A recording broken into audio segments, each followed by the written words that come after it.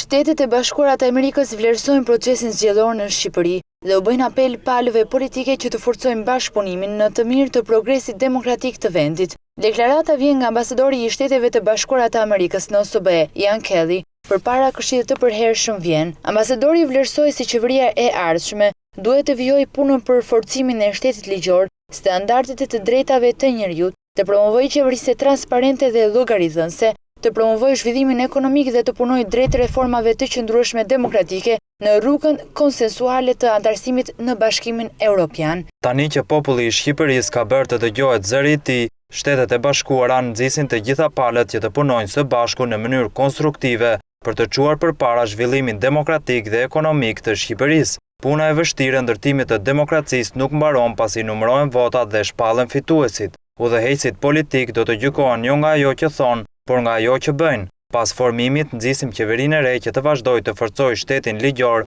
të rrisë standardet e të drejtave të njerëzit, të promovojë qeverisje transparente dhe llogaridhënëse, të promovojë zhvillimin ekonomik dhe të punojë drejt reformave të qëndrueshme demokratike në rrugën konsensuale të antarësimit në Bashkimin Evropian. Ky është një proces i cili ashtu si përpara këtyre zgjedhjeve do të kërkojë që edhe ata në opozit të luajnë një rol konstruktiv dhe ne kërkojmë angazhimin e tyre edhe në të ardhmen e Shqipërisë. Në deklaratën e tij, ambasadori amerikan duke folur në emër të Shteteve të Bashkuara të Amerikës, përgëzoi qytetarët e Shqipërisë për pjesëmarrjen e tyre paqësore dhe aktive në zgjedhjet parlamentare të 23 qershorit për ta ushtruar atë. Shtetet e Bashkuara të Amerikës, sipas Kellyt, e konsiderojnë të drejtën demokratike më bazike, të drejtën e votës.